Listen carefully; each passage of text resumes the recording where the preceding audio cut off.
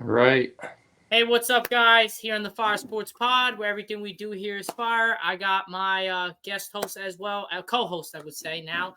Matt, thanks for showing up. This is going to be a great show, and we got a great topics for everybody, especially here and also on Apple Podcasts and Spotify as well. Yep. I'm glad to be here again. Always happy. All right, so let's get right into it. So we did post a TikTok earlier, guys, so check that out. We did also get up our Instagram for the Fire Sports Pod. It's literally Fire Sports Pod, so look that up. And we also created our own website as well, so you guys should tune into that, see what it is. It's also the website you can find is on Instagram, TikTok, and YouTube as well, so you can see the website from there. But let's get going to. We got 4 topics for YouTube. And then we're going to follow with Apple Podcasts and Spotify right after this. So the first one is the Pac-12 situation.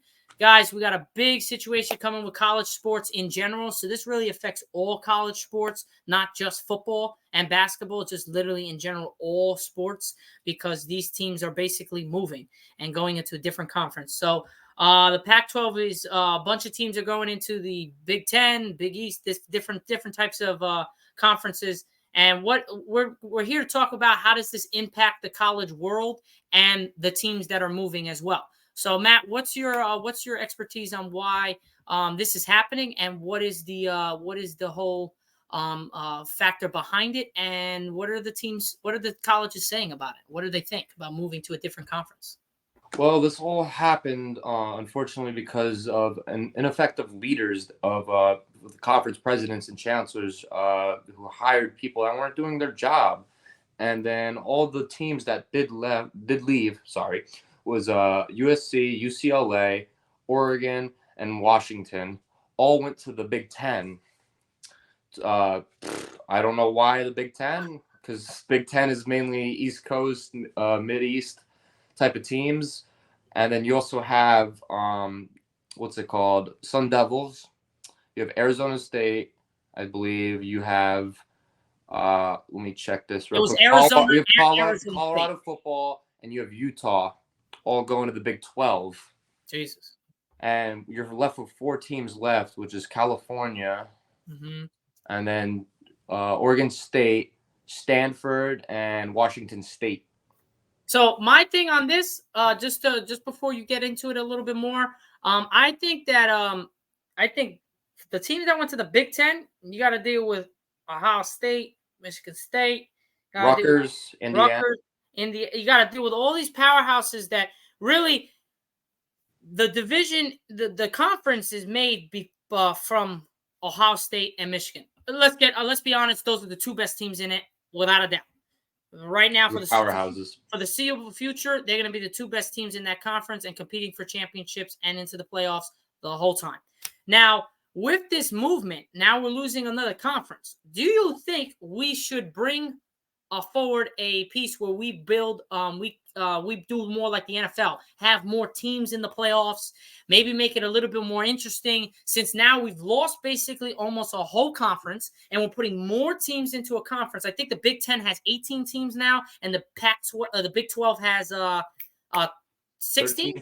16, yeah, 16 or something like that. So both teams have a lot of both conferences have a lot of teams in there. We're talking about 16, 18 teams in one conference. So with that being said, do you think that we could move to a situation where we can have more teams in the college football playoffs than we have now? Because I really think it would increase the competitiveness and get different teams in there to see how they are. Maybe you get a surprise like a couple years. Because you always have Georgia and Bama always making it. It's just getting boring. I think maybe that now that these colleges that are now switching conferences, I think now it's going to create, like you said, a more level of competition. And I do think they might have to revamp the entire college football playoff format because of it, and then add more teams, or maybe have rankings that are bracketed. Yeah, I agree. I think that would be smart. But again, college football ain't gonna listen to us, right, Matt? We're speaking facts here, and probably most people in America are gonna agree with us. But again, it's not up to us.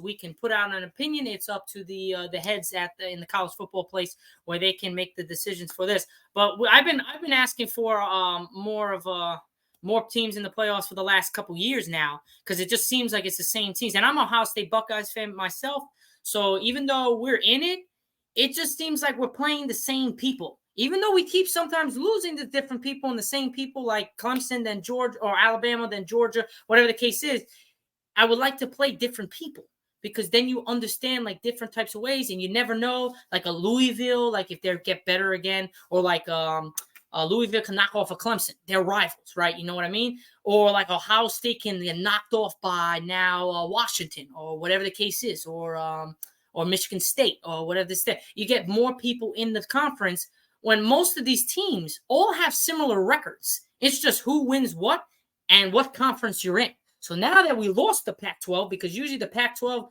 don't really make it into the 4 teams left. So really the Pac-12 doesn't have any people in there anymore. I mean, Stanford's okay. They're a big school, but they're more for academics. They're really not crazy football crazy. I mean, I've seen a game when Ohio State played Stanford a couple years back. They're crazy, but they're not like, they're not got a beautiful stadium, but they're not like, you know what I mean? Like, it's not Ohio State. You're not going into the Buckeyes world, and it's like a freaking frenzy over there. And Stanford, it's not that big. So with that being said, I believe that we should just make the 4 teams that are in the Pac-12 branch out. One goes to one goes to the other, one goes to that one, and even it out. And then we can come and see who are the better teams and rank them from down to bottom. But if I'm being honest, I believe the top 2 are Ohio State, Georgia, and I think Alabama, or it's switched. I think it's either Georgia. It might be vice versa, yeah. Yeah, I think it's Alabama at 2, it's Georgia at 3, Ohio State's at 1, and then the other 2 I think are Clemson and somebody else. So, I mean, the top 3, I'm not even being bragging, but Ohio State's finally at number 1. They've been number 1 for me for the last couple years with Stroud, with Justin Fields racking it in. It's been a list of quarterbacks that we've been really good, and we haven't gotten the respect. Finally, we're getting it, because they're seeing that Alabama, Clemson, Georgia, all these big names, got all these big schools like that have been there all the time. They're not really racking up the wins like the Ohio State is. So that's fine. I'm happy as a Ohio State Buckeyes fan that they're finally getting noticed. You know what I mean? Yeah, I agree. Now I got a question for you, Zach. How do you think this is going to impact college basketball too? With the March Madness? I forgot about that. We're talking about all sports. Yeah.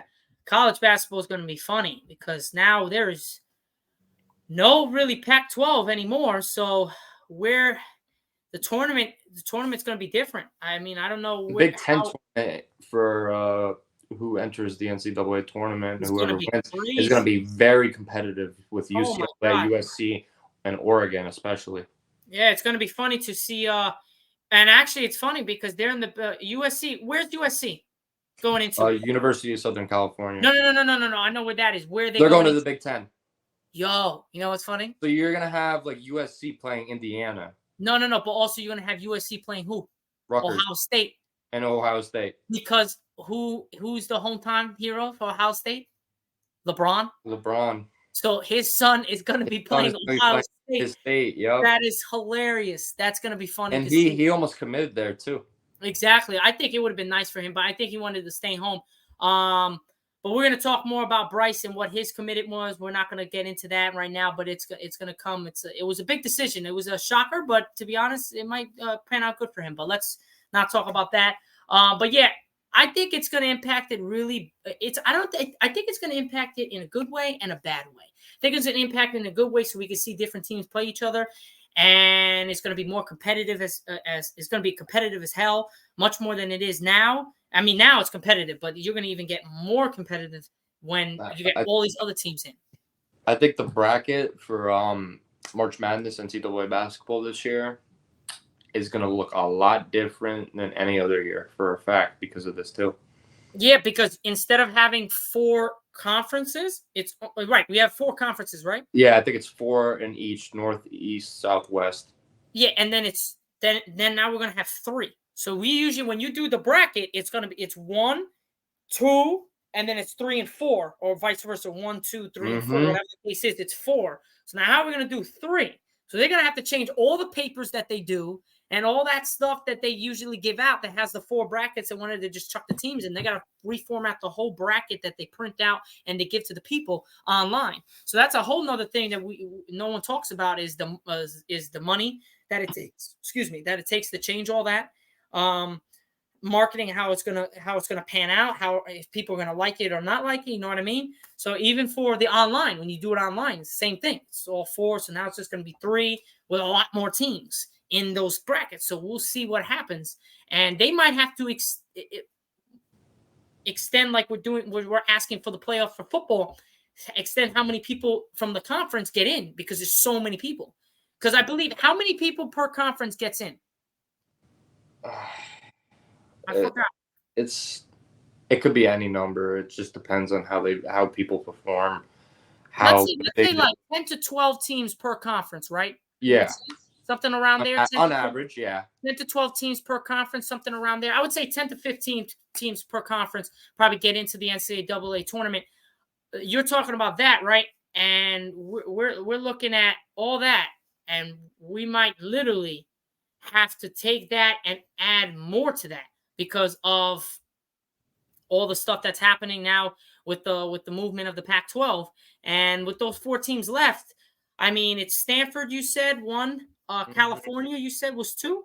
Yeah, and then the other 2 was 1 second, Oregon State and then Washington State. And to be honest, I'm surprised Washington State and Oregon State just didn't follow Oregon and Washington. That kind of just didn't make any sense. It doesn't make sense at all because I could maybe understand Stanford. It's all West Coast teams that are moving into the Midwest and now the East Coast too. Man, imagine that drive.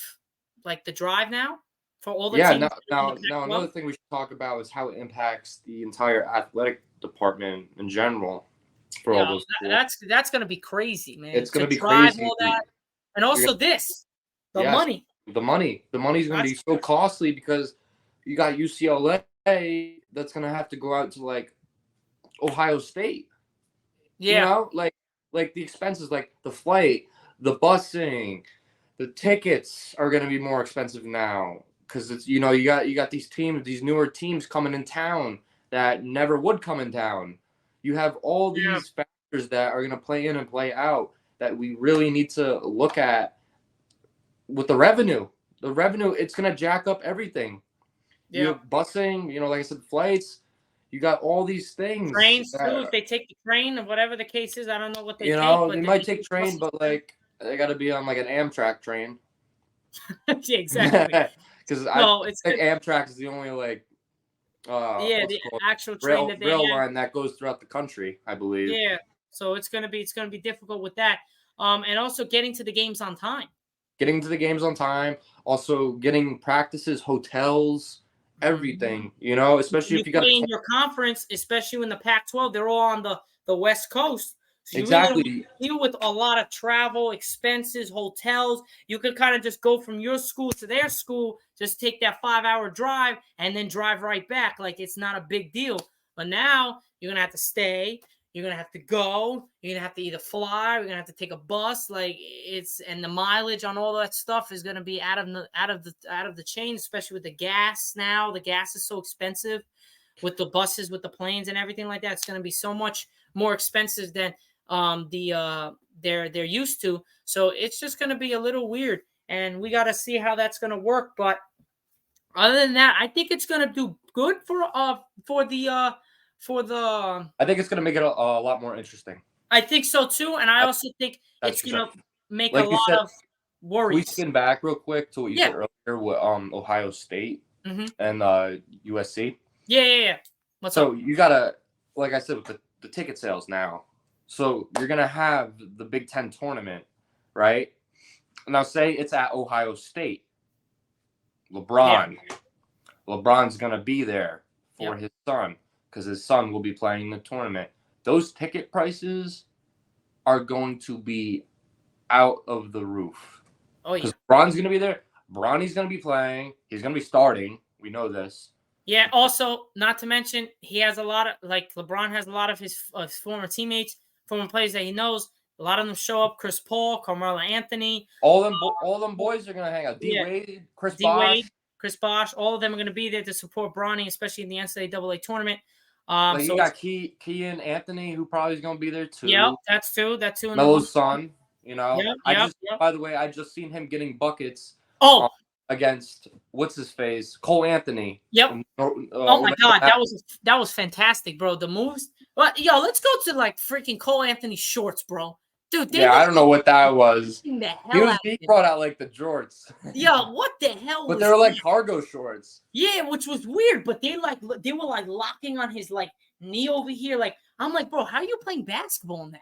Like I I don't need know. like real shorts, like not that. I look baggy, look like they like restrict your knees. I mean, I'm not giving Cole Anthony any excuses, but he wasn't making that many shots, so maybe he He had made to a do. few. He got a Look few at him, but buckets. Anthony was hitting them, hitting them, like literally, like dropping the from deep, like he From was deep, from midi, he got him on a at the layup one rim. time.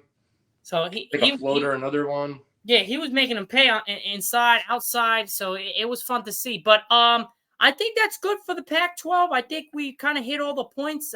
Basically, just to recap what we said, I think it's just going to be a lot of expenses, but I think it's going to be a lot more competitive, and it's just going to be. I think for the people that are watching, it's going to be a lot of fun. For the people that are dealing with the expenses and traveling, it's probably not going to be that fun for them. But once they get on the court, I think they'll be fine. I don't think they'll care so much. But the people behind the scenes, that the department and all that stuff, they're going to have hell for them.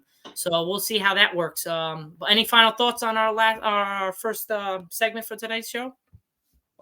Yeah, I mean, I think college basketball and college football are going to be a lot more exciting, interesting, something to definitely keep an eye out for. Something Women's college to basketball too. Huh? Women's college basketball as well. Yes, yes. All sports, bro. All sports are going to be. Tennis, you know, I don't know, not cycling. I don't know why I said cycling. I mean, I think of all sports, bro. You know me. I mean, cycling is a sport. I mean, they do I don't have know. drive. I was So thinking about what's it called? Baseball, college baseball. it's going to be something. You know, all that stuff, bro. All those sports that they have. Volleyball. You know, women's volleyball. I mean, there's not many men's volleyball programs out there. No, but women's definitely. Women's volleyball will definitely be affected. You know, everything, bro. Yeah. You know, the entire athletic department's gotta come up with a new game plan for all this stuff, especially if you're in the Big 10, the Big 12, and I guess the Pac-12. Yeah, the 4 teams left for the Pac-12. Yeah. So I think final thoughts. I think the Pac-12 should just be obliterated by now. I think they should just take the teams that are in there and just put them out into the 3 different conferences and evenly. So it makes it even. And other than that, I think that's it for our first segment on the show. So let's get to the second one. So we're going to talk to you guys a little bit about Barstool and ESPN. Matt's got that. He's got the information on that. And I'm going to chime in here and there when it comes to little points. After that, we got the NFL preseason starting up. So it's time, guys. Football's back. It's finally getting up to spam. We got a lot of games tonight. So we're gonna go over the week 2 of the preseason. That is yesterday, today, and I believe tomorrow as well. And then we're gonna hit you with our third segment of today's show. Again, we're here from the Fire Sports Pod, where everything we do here is fire. Instagram was started, Fire Sports Pod. I did do a TikTok as well today, so check that out. And we have our website up as well, so please check that out and give us a comment on that. But yeah, Matt, let's roll into Barstool and ESPN and tell our audience a little bit about what we're talking about. Some people don't know. So ESPN has entered into an agreement with Penn Entertainment to introduce ESPN Bet, its own branded sports book. So sports betting, obviously. Yeah. And now it will rebrand with also Barstool Sports, and also Barstool Sports has also been rebranded across all platforms on social media and networking. So basically, the original owner, who is David Portnoy, he sold off Barstool Sports, and then he bought it back for $1 million or $1. Was it $1? Yeah, $1. He paid $1 to buy Barstool it was Penn. What the hell? It was Penn Entertainment. Yep. He bought it back for $1 because he was the original owner. He was the original creator of Barstool Sports. That's funny. Barstool Sports, if you don't know what it is, it's basically just another media coverage, except a lot bigger. They cover all sports, so just like we are, except They do it on a level where they have a whole team. They have managers. They have social network people. They have PR people. They have all sorts of people that work for them and create this whole thing. They make entertainment. They make their own comedy. They make sports funny. Yeah. They make it a lot more entertaining than what it really is sometimes. Like you have Frank the Tank, if you're not familiar with him, Montclair State University alumni, who is a journalist for them, huge Mets nerd and baseball guy overall, very smart person when it comes to baseball. He is a blogger for them. He is one of their more notable journalists. And basically, yeah, ESPN and Barstool are in agreement with each other as after David Portnoy originally bought it back Oh, for that's $1. I'm seeing the report that's right kind of funny about $1 because I was laughing my behind off. $1 seems a little bit ridiculous, but hey, he got it back. he created it, so So yeah, I mean, I wouldn't be surprised that he gets it back for only $1. But at the same time, I kind of figured because Barstool was looking a little different. Just the social media aspect of it when I was looking at it because I follow Barstool on a couple social media platforms, especially TikTok and Instagram. Yep, they do college sports too. Yep. Yeah, it just looked a little different than usual, and I was trying to think. And then once Matt kind of talked to me about it, and then I was like, oh shoot, I kind of realize it now. So yeah, if you look on Barstool, you can see kind of a little difference of what it was a couple weeks ago or a couple months ago, whatever the case is. But yeah, so I mean that's pretty cool with that their agreement is together and they're actually doing something together. It's ESPN and sports betting. Yeah, it's that revamping the entire organization as a whole. Yeah, it's kind of cool to see that. So now let me get to the NFL preseason. So I'm gonna present my You share your screen? Yeah, I'm gonna share my screen here. So with this being said, we're gonna hit present. Give me a second, guys, to just present on the screen. All good.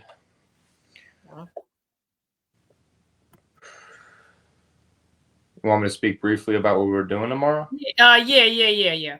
So tomorrow we are going to, what is the event called again? Real quick. Hold up, Matt. Can you see my screen? Yeah, I can see your screen. Okay, cool. Or do you just want to talk about this now? Yeah. You know what? At the end, we'll give them what we're doing. We'll mention it. What we're doing tomorrow. Yeah. Exactly. All right. So, guys, sorry about the wait a little bit. We're going into the NFL preseason. So last night we had the Texans versus Patriots. Texans won 20-9.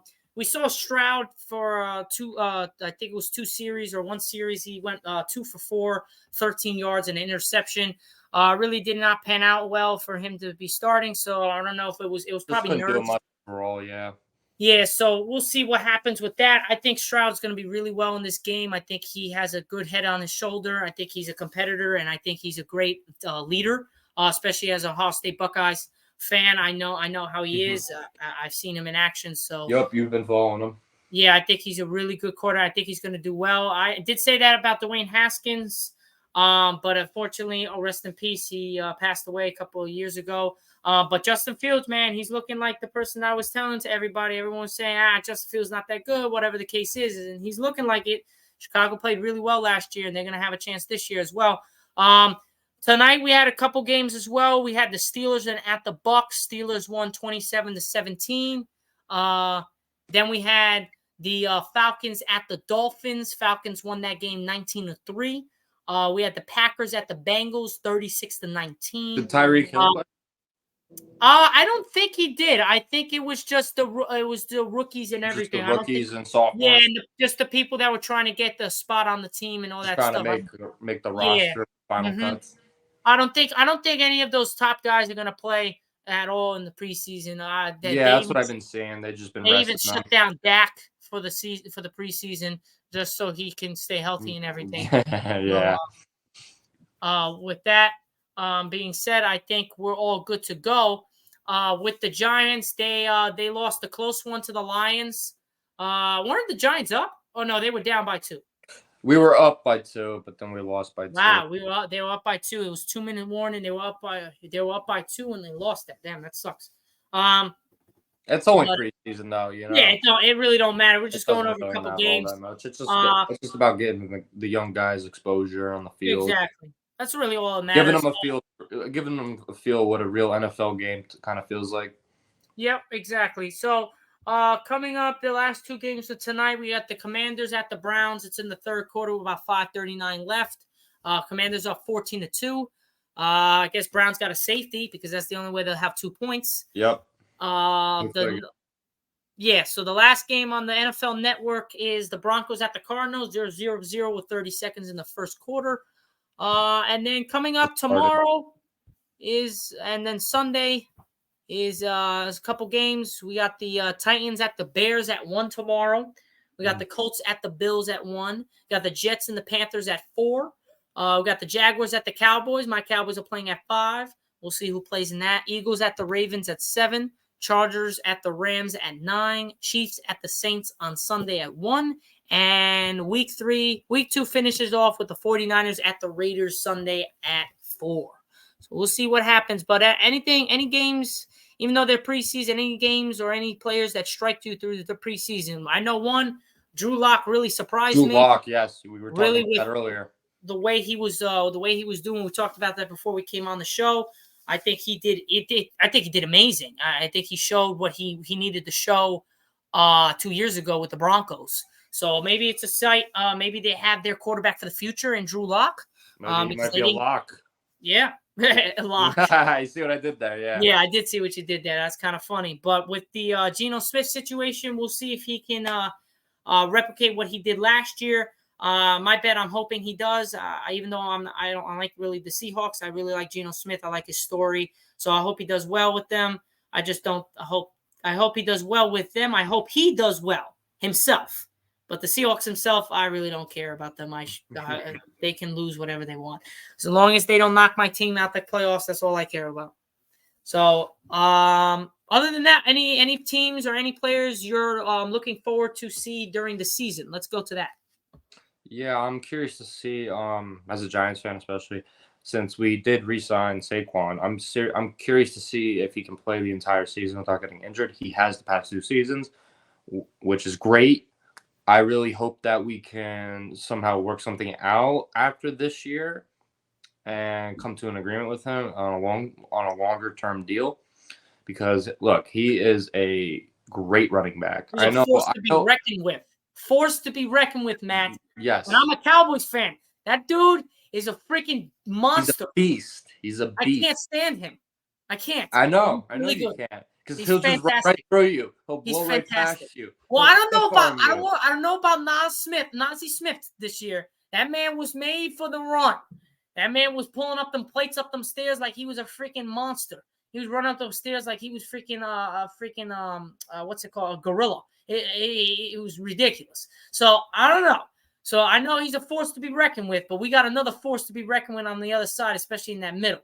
And that guy will literally eat you, like literally, like not figuratively. Like he has killed people literally enough on the field. Ran people over. Yeah. So, but again, I can't say it enough. Saquon is the real deal. And I've been giving him his respect since he's gotten to the league. I just always say he needs to stay healthy. Over the last 2 seasons, he stayed healthy. He's a top 2. I think he's a top 2 running back. Praying for Saquon himself, not the Giants. Saquon himself. I hope he stays healthy. I hope he has a good season. But as a Cowboy fan, I hate the Giants. You guys suck. It's just the rivalry. Exactly. And you would say the same thing for me as a Cowboy fan. So, yep. But it's all good. Good. It's still all love, though. Yeah, exactly. So, but yeah, I think Saquon's arguably top 2. I mean, obviously, I'm gonna have to put McCaffrey. Oh, without a doubt. But his problem is the same thing. He can't stay. Healthy. He gets injured because look, running backs they go through it the most. They also don't last that long. That's why. Exactly. They don't last because their bodies get worn down so much quicker. You know, they're always getting hit. I mean, they got to run right through the line. Look what happened to Zeke. They got to run through everybody. They do all the dirty work with the ball. Yeah. Well, but look what happened to Zeke. Like, remember, he was a monster. He was able Zeke to was an absolute dog. And you're a Giants fan, so for you to say that, like, there's some delusional people out there that say that Zeke was terrible. I'm like, did you watch the seasons? that he was Like really good. Zeke's not as great now, but he was No. a dog. Oh my God, he was a beast. I He mean, was I watched him versus Oregon. He freaking Alabama. He ran through Oregon and Alabama. It was ridiculous, especially Oregon. He had like 300 something yards, like 4 touchdowns. They didn't even have to pass the ball. He literally just said, "Here's Zeke, just go." He goes 30, 60, 70 yards down the field, touchdown, run over a couple of people, hurdle a couple of people. Like, that's what he was doing. And then the last 3 years, he's been, he just hasn't panned out. Is going down. Now, the new one is Tony Pollard. He's going to be really good. I like him. And he's more like that Darren Sproles type guy, very shifty, small. He's got a little size to him, a little bit more bigger, I would say. More burly. I mean, Darren Sproles has to have the smallest frame, but his like legs and his like backside, bro, was huge. Like, he had to have one of the biggest legs, and going with his backside, dude, that I've ever seen. It's that lower body strength. His lower body was ridiculous. And that's what I remind me of Saquon. Saquon's got a little bit more height, a little bit more thickness over here and bigger, but he's got that. He's got a big waist, and he's got those big quads. Are huge. Bro, they're like bigger than your whole body. Like, our body. I don't know if you've noticed this, but his hips are very broad too. Yeah, I see when he has like no shirt on. I've seen has it when he practices. Like, you could see his hips are like poking out. Yeah, like, it's ridiculous. God. It's ridiculous. It's ridiculous the way these guys are genetically like made. Yeah, I know. Like, it's like they put the work in, and it's just like, holy crap, they got great genetics, you know? Yeah, exactly. But yeah, other than that, my pick for the thing, and I'm not going to even be biased with it. I think a sleeper is Dak. I think he's going to shut the haters down this year. We'll see. He has to have. Well, to me, he has to have a good season this year, or we're done with him. He has to fucking. That's one. Number two, he has to do something in the playoffs when it's crunch time. Yeah, exactly. And that's what I mean. And not throw so many interceptions. If he can do that, we'll be good. The number 2 guy. Or not throw a Hail Mary. Yeah, exactly. Why'd you have to do me like that? Why'd you have to Sorry, bro. I'm a Giants. Why'd you have to do me like that? You walked right into that door. Okay, but I could go that you guys got killed against the Philadelphia Eagles 35-7. I mean, no. We weren't supposed to even do good. Everyone expected Saquon to get not you. Everyone needed Daniel Jones. But not you. But most Giant fans, see, because you got some brains. A lot of Giants fans are idiots. I know we are. And no offense to them Giant fans. I know Cowboy fans as well are idiots too. But me and Matt here, we got some sense in each other. We can tell when our team is terrible and when our teams are good, and we can also agree that our teams are sometimes better than each other's. So, but last year, when you guys beat the Vikings, every person and their mother was telling me he was the next. They were going to beat the Eagles. They were going to do this, and I'm like, watch you guys get killed. The Eagles were just too OP. Jalen Hurts was him. They were ridiculous. I mean, too bad he lost in the Super Bowl, but like, Jalen Hurts was him. Yeah, he had played a perfect game. Like, you can't play any better than he. Like, Daniel Jones couldn't outplay him. Without a doubt, no. They could have put their backup in. No offense to your defense, but if they could have put the backup in with all that weapons, they still would have won. He has so many weapons. He was finding everybody in the pocket. He was handing it off to his running back, like everything, you know, his tight end, everything, bro. No, it was like playing Madden on like rookie mode. Exactly. That was like the Eagles' whole season. And to be honest, I'm not even being. I think other than the Chiefs, Mahomes Cowboys were the only team that really pushed them. I mean, the 2 games that we had, we beat them with no Jalen Hurts, of course, but they beat us with no Dak. And both games, both teams were in it till like the last 2 minutes. So no one can say that, the Eagles did beat us and we didn't have that. Well, even with our backup quarterback, we still were in there with Jalen Hurts and everything. With their backup quarterback, they were still with us with our defense, our quarterback, and whatever. So you can't really say. So this year is going to be the testament of who is the better team in the NFC East. I think the Eagles, though, are probably going to be. I think the Eagles are the better team, without a doubt. I think they got the better. I hate to say it as a Giants fan because fuck. Yeah, we like Eagles, but like they're the better team. You But got to give them credit. Jalen Hurts is a dog. They got a good team. yeah, They just have all the pieces. yeah, they have the pieces better than everybody. But what's the one thing that Dak does to the Eagles that no one else can do is he kills them. He murders the Eagles, and you can look it up since he's been in the NFL. He murders 2 teams. Sorry about it, but your Giants, and he murders the Eagles. And you can look it up statistically. Whoever says I'm wrong, look up Dak's record versus the Eagles and the Giants, and look up his yardage and his touchdown ratio. That man does not miss when he plays the 2 teams here that I'm talking about, the Giants and the Eagles. And that's not a knock on you, Matt. That's just facts. Okay. Facts. I can respect facts over feelings. Now, the Washington Commanders, they suck. Yeah. They're pretty bad.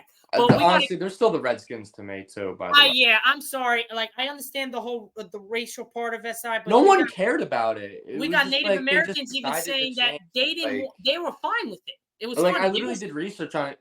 I couldn't find like more than maybe 5 people that complained about it. Exactly. So that's still me. I even say it all the time, the Redskins instead of the Commanders, but it is what it is. But let's go to now the opening night and Christmas Day schedule for the NBA season and big games that are coming this season. All right. So let me. All right. So opening night we have. Wait, hold up. Oh, I already know. Oh no, but I was gonna put it on the screen. Oh, you're gonna put it on the screen? Yeah. Okay. So I got you. Give me a second. All right. So share. Here we go. Okay. Can you see it, Matt? Yeah, I can see. All right. So I'm gonna have Matt. You can start it off, but I got it right here on the screen as well. So Matt, let it go. So we got on TNT on what was it, October 24th? Yep. Is that what that's when today is? Yep. We have Denver taking on LA and a rematch of the conference finals. Hell yeah, that's gonna be a dogfight. I'm curious to see if LA is gonna strike back at all. No, LeBron's going for 40, bro. LeBron and AD are gonna combine for 70. And then we have Chris Paul playing his former team, the Phoenix Suns, at Chase Center, and also Kevin Durant's first time back in Golden State since his departure. So that's going to be a spicy game. Let's pray that KD does not get injured. I know. All in training camp and I really want the matchup of LeBron. I really want the matchup of LeBron and Kevin Durant in the playoffs. I miss it. I want to see who can get the better of them now at their ages now. But let me get you with the Christmas Day one, Matt. So I'm gonna lead you with the one with the big games for throughout the season. Unless you want to take Christmas and I got the bigger games. You can do Christmas. That's fine. All right. So on Christmas Day, guys, I know you guys are with your families and everything, but if you get to see any of the NBA, we got the New York Knicks will host the Milwaukee Bucks at the Garden. At the Garden, it's going to be something. We'll see. It's going to be a Giannis versus Randall duel on Christmas. We'll see what happens with that. And then we got the Philadelphia 76ers will be on the road against the Miami Heat. That's a Jimmy versus Embiid. That's going to be something right there. That's going to be spicy. And then my Los Angeles Lakers, King James, will host the Boston Celtics. Got an old school matchup rivalry. Oh, my God. I cannot wait. We got Tatum, we got Jaylen Brown, and we got LeBron, of course, and we got AD. Whew, that's gonna be something. Let's hope everybody's healthy. Yeah, I know exactly, right? So then the next one we got the finale, I believe. Dallas Mavericks will travel to take on the Suns. Ooh, Luka versus Devin Booker. I love the rematch from the conference finals 2 years ago. They got some personal beef, it looks like.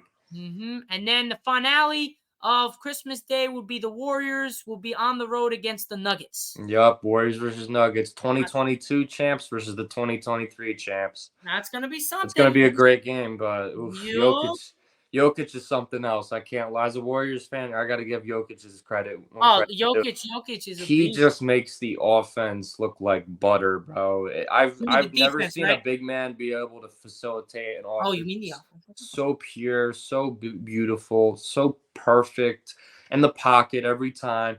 hitting no look passes, hitting behind the back passes, hitting over the head passes, tap passes, you name it, the guy does it. Okay. Yeah, it's I mean, he ridiculous. may not be a great defender, but goddamn, bro, he can do everything else to The way he perfection. plays, I don't think he really needs to defend because he puts his players, his teammates in the right situation, the right position where He gets he them.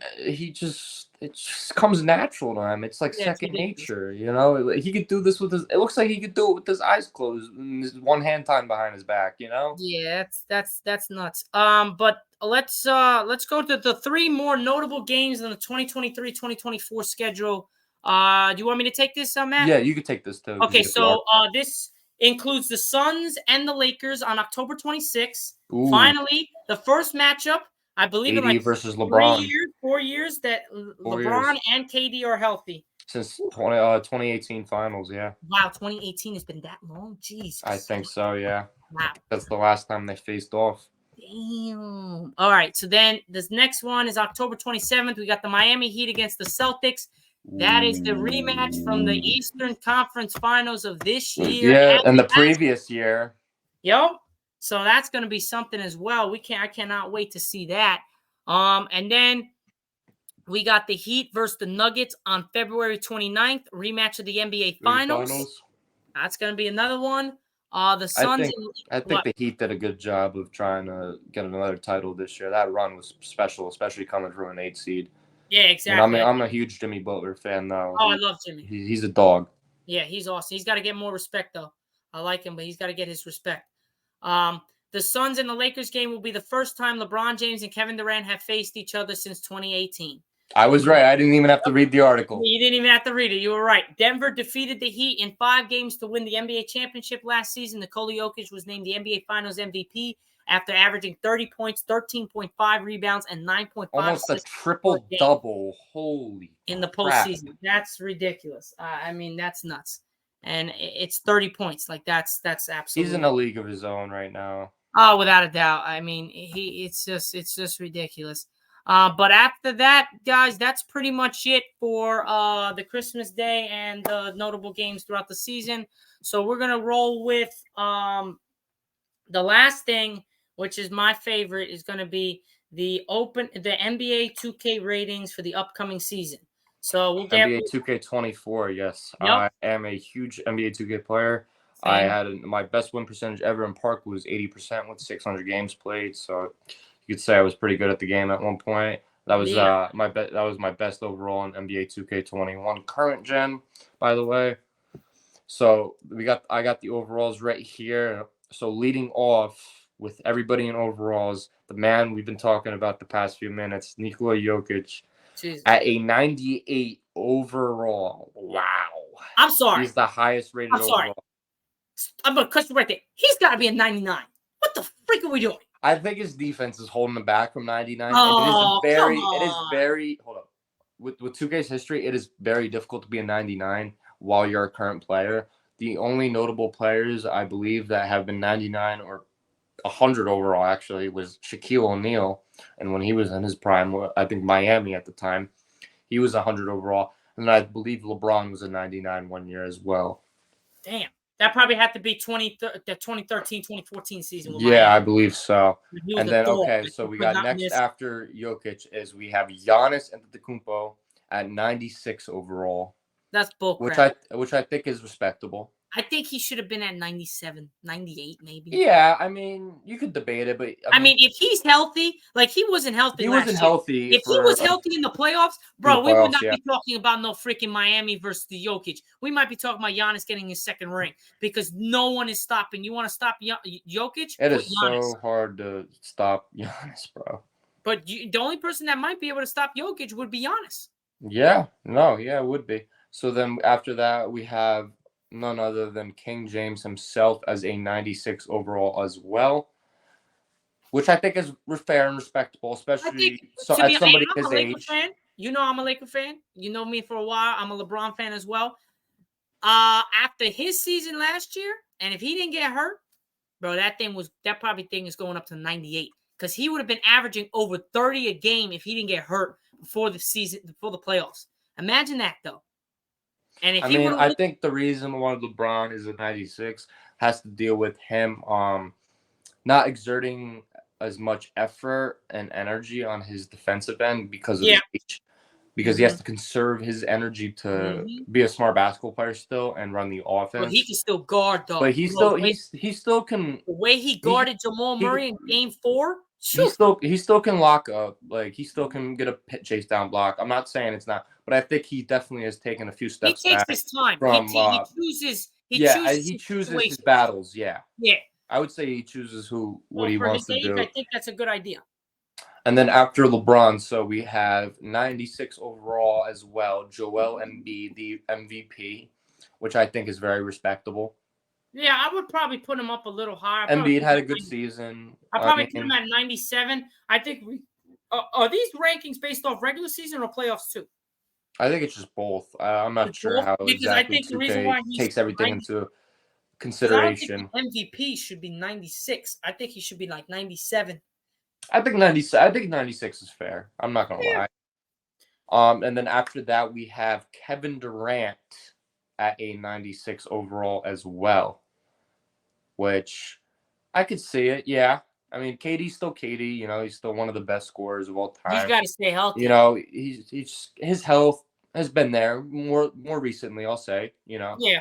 He's been still efficient as a scorer. He's he's an automatic bucket from anywhere on the court. You know, Kevin Durant is just Kevin Durant. You know, he's just never going to be somebody else. He's always going to be Kevin Durant. Him and Steph Curry can probably play till like 45. Exactly. And then speaking of Steph Curry, we have Mr. Steph Curry followed up with a 96 overall himself. I think that's very fair for Steph as a Warriors fan. You don't think he should be 97? I think he could be 97, but I think 96 is fair, especially after what happened, against the Lakers in the second round. Yeah, but bro, he was on. But he was the only one though in that series. He's the only freaking one. Klay Thompson couldn't shoot a freaking basketball in the ocean. Don't forget this: he put up 50 in Game 7 in the first round against Sacramento. That's what I mean. Bro, what are you doing, man? Steph Curry's. I think that's fair. I mean, especially he's getting a little older, but he's still in shape. He's still him. He's still the best point guard in the league. I'm gonna stick with that for a very long time. Yeah, I wouldn't put him. I wouldn't put anybody ahead of him. I don't think there's anybody even close to him. I think the closest guy might be the next guy I'm about to mention, Luka Doncic. I was about to say that, bro. I was about to say the only one I would think. So we have Luka Doncic as a 95 overall, which I think is perfect. I think rating for him, especially that because they missed the play-in. They didn't get in the playoffs, but he was when he was playing, he was. He plays at his own pace, but it just works and it's just smooth. Bro, he looks like he looks slower than freaking Jokic when he makes his move. I would say slower than Jokic. I think it's just more sluggish. Yeah, he looks like he doesn't want to play. And bro, he'll snap your ankles and be like, Joe. But he'll just hit you with his step back, Step back. Okay, so after Luka, we have Jason Tatum followed with a 95 overall. I don't know if he's a 95. I don't know if I'd put him that high. I'd maybe say 94. Yeah, I'll drop him to 94. I'd drop him to 94, but I'm not too upset with that. I'm also a Duke fan, even though I do go to St. John's, as you can see. Tatum at Duke, I loved him. Yeah. He was great. So I think that's fair. I just think this is what people hold up. Let me say something. Yeah, so with Jason Tatum, I love Jason Tatum. I got his shoes. I love him to death. I really like him. And I'm a Lakers fan, so I hate Boston. But there's one guy I can root for. It's Jason Tatum. So Jason Tatum, I like his son. I like the Deuce. I like his story as well. He got a great story. How he came from nothing really and he's got the best tattoos, by the way. Oh, he's got really good tattoos. His back. John Morant got some good tattoos though. John Wall is the most tatted player. No, this got to be JR. Oh, now in the NBA mm-hmm. Because John Wall's the most tatted guy. Yeah. But playing now, still in the league. Yeah. Well, J.R. Smith's got to be the best because he's got it everywhere. Yeah, but I think John Wall he's got his entire body covered. Doesn't J.R. Smith have it too? Up to his neck? I don't think J.R. has his feet tatted. I know John does. Oh, ew. Okay, never mind. Yeah, look, I only know this because I just like I like tattoos. Don't worry, I'm not judging. Not a foot guy. Not a foot guy. But Jason Tatum. With that being said, Jason Tatum, I love the guy, but I think he's getting dropped, and he's got to prove a little bit something this year because he did give up a 3-1 He did take him to the finals. My Warriors actually beat him. But also 3-1 lead. Remember, they gave up a 3-1 lead to Miami. They did give up a 3-1 lead. All right, so after Tatum, now we got the one that a lot of people aren't happy with, but me in particular, I'm very happy with. Klay Thompson. No. No. Jimmy Butler, 95 overall. Oh, F that, bro. He deserves to be there. I agree too. But I've seen everybody on Twitter, Instagram. Oh, hell no, Jimmy ain't win none. Come on, man. He took an 8 seed to the finals. The last time that happened was with the Knicks in 1999. And then they ran into the Spurs. They weren't going to beat, the Twin Towers. Yeah, screw those people. Don't even look at them. Exactly. All right. Ridiculous. But this one might be a little questionable considering his history lately. We have Kawhi Leonard coming in at a 94 overall. On my face, how it dropped. Really? We're gonna have Kawhi Leonard. What's the rank? What is he ranked? 94. No. Like out of the train. Out of the chain, he's 8. 8? Are you out of your? Who does this? Like who's the rankings for this 2K shit? This is ridiculous. I don't know if Kawhi should be that high considering. Kawhi should be like. I'd say he's a 92 right now. No, but yeah, he shouldn't be in the top 10 of the top 10 2K ratings of all in the NBA. He should be 11 or 12.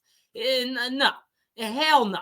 He's never there. He is not reliable, and he shows up in big games, but then he pulls a freaking hammy, and it's like, oh my god, I can't walk. He's like Stan, bro. He's literally Stan Stan kind of got on steroids, but it's basically Stan playing in basketball. All right. So I'm going to pivot back over to the next one we have following Kawhi is Devin Booker with 94 overall as well. That's ridiculous. Which I would have Devin Booker. I think it's fair. No, I would have Devin Booker over Kawhi. Hell no. Devin Booker's better than Kawhi right now. Well, they're both ranked the same overall, but I think Kawhi just has better stats, I guess. I would have him at 8. 9 would be if you want to go 9 Kawhi or 10 Kawhi. Then who's 10? 10. I'm glad you asked. None other than Dame Time himself. Hell no. Kawhi, 94 overall. No. Get the hell out of here. What do you mean? Get the hell? Did you watch Dame last? No. Kawhi. Oh, Kawhi. Yeah. No. I love Dame. Dame's my 3rd favorite player, bro. I got LeBron, Kobe, and Dame. That's it. The 3 favorite players. Push Kawhi out of the top 10. He don't deserve to be in. Hell no. Hell no. You don't agree with that. Is better than freaking Dame is out of the damn mind. All right. So the next overall, so we're going to go over all of them. Jesus Christ. The next big one is a crazy one, okay? We have Victor Wembanyama, or Wemby. Sorry, his last name's a little difficult. Victor Wembanyama. Victor Wembanyama. There we go. There you go. You got it. Jesus. Third time's the charm. It's that French, bro. Coming in at the highest rated rookie of all time at 84 overall. Holy hell. LeBron James's rookie rating, it was a 78.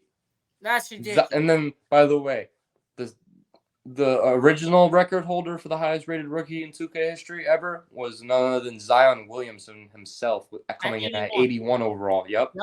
I looked at it this morning. That's ridiculous. It's wow. I mean, he needs to live up to the hype if he's rated this high, Yeah, nah. Yo, we'll play 2K and we'll be like, yeah. Let's go with Victor Wembanyama. Yo, one-legged step back side 3. Freaking switching. Bro, they got him in my team, bro. I've been playing my team, bro. He's cracked. Oh, you got the new 2K? Yeah, I've had it all year. Oh, 24? No, 23. 24 doesn't come out until a month.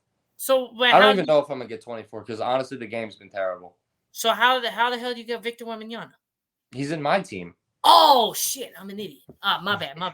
I see, as you can see, I don't really play my team. I'm really on the online, just play against random people and just kill them all. Yeah. All right. But yeah, So I mean, let's go. Let's just stop at like 15 because we got to get rolling with this. But let's stop at 15 with the top 15 players, and then we're good to go. All right. all right. So we got. I'm gonna This is finish up 12, real right? quick. We got This Donovan Mitchell at coming 12. in at a 92 overall. 12, right? Yeah, I think this is 12. Oh, no, 11 because Victor Wembanyama is Or not 11. no, because you have Shea Gilgeous Alexander coming in at 93 overall. So at 11, then that's 12. Donovan Mitchell. And yeah, and then you also have 15. we got Jaylen Brown's overall came out 89 overall. Is he 13th?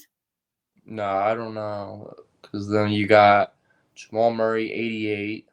Oh, wow. Wait, hold up. Jamal Murray's lower than Jaylen Brown? What the Yeah, I don't know.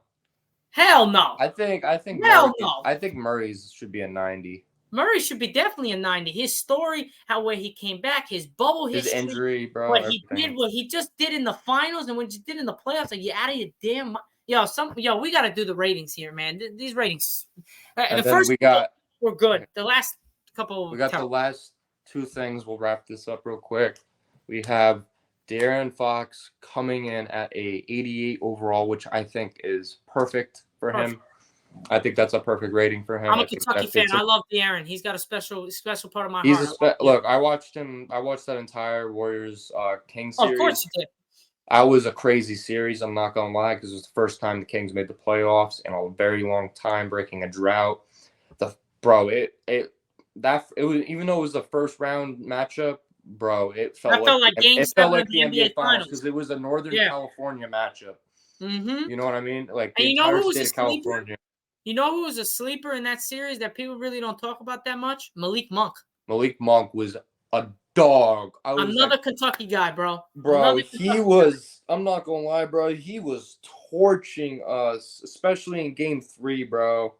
Oh my God, I think he had 28 in Game 3, bro. Oh my God, he was an absolute shooter, bro. He was just lacing it beyond the arc and just giving everybody in the Warriors hell. Even Steph. I hate to say it, but like, I got to give credit when credit's due, like I said. All right, so for the last thing we'll wrap up is we have the top 5 3-point shooters ratings in NBA 2K24. So we'll start from 5 and work our way up to 1. I'm sure we know who 1 is. Yeah, Steph. So we have Malcolm Brogdon coming in at number 5 with an 89 overall 3-point rating. He's a good shooter. He's a good shooter. I like He's a shooter. And then after that, we got coming in at number 4, former 3-point contest champion, Buddy Hield. Yep, I knew it. Yep, with a 91 overall. I like that. Rating. He's a much better shooter than Malcolm Brogdon. I like it. Yep, he is a pure catch and shoot guy. Yep. So that's 4. So what's and then at number 3, believe it or not, Luke Kennard. Oh, he's good, dude. He's really nice. Good. He's a lefty he too. He kills my Lakers, bro. Every time we need to stop, he's boom. He just laces it, bro. He's from the hash doing it. You know, he coming in at a 92 overall. Wow. 3-point rating. Sorry. And then at number 2, sure we know number 2 and number 1, Klay Thompson. 93. Yep, coming in at a 93 overall 3-point rating. And then obviously, it's obviously sad. Number 1, Curry, baby. Stephen Curry, the greatest point guard in the league, arguably the greatest point guard of all time. The greatest shooter of all time. Greatest shooter of all time, undisputed, coming in at a 99 3-point rating. A perfect 3-point rating for Mr. Chef Curry. It's funny because we think that Klay Thompson's is like, some people think Klay Thompson's shot and everything is better than Steph's. I think Klay has a better looking jump shot. Yeah, I think he's the best looking jump shot in NBA history. Yeah, I do. Him and Ray Allen are tied for that in my opinion, but I think Klay's is a little more cleaner. It's just because he catches it, it's just in the pocket. It's perfect.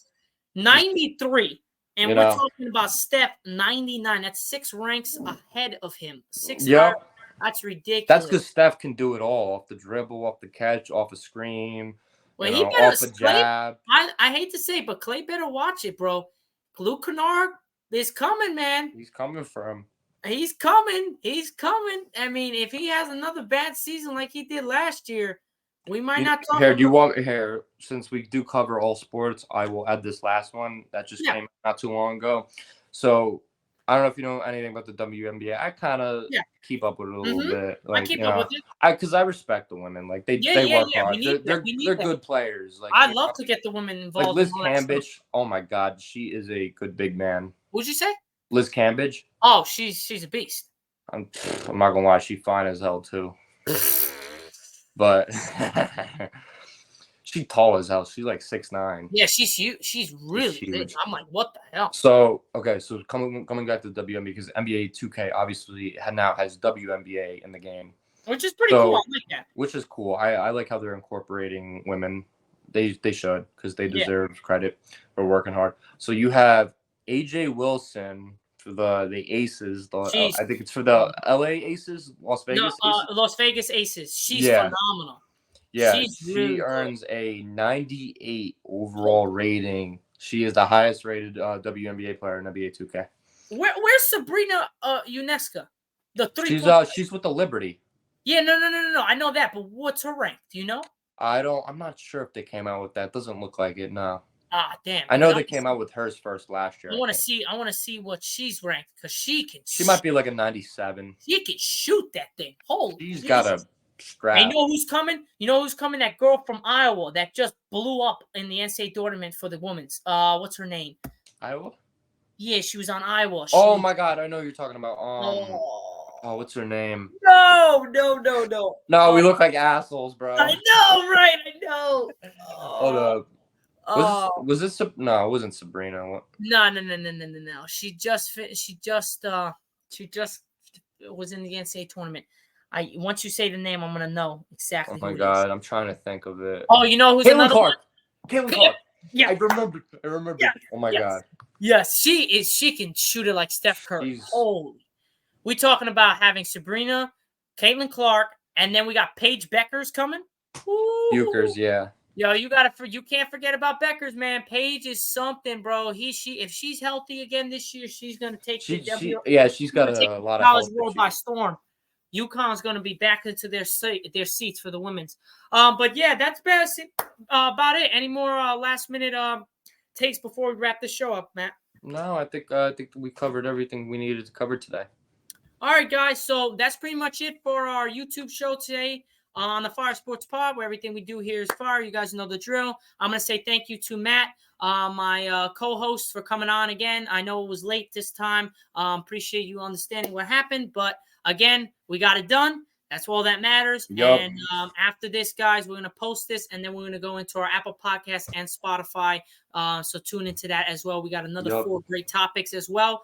That's going to be our audio show. But that's it for the Fire Sports Pod. Again, like I said, we created our own website.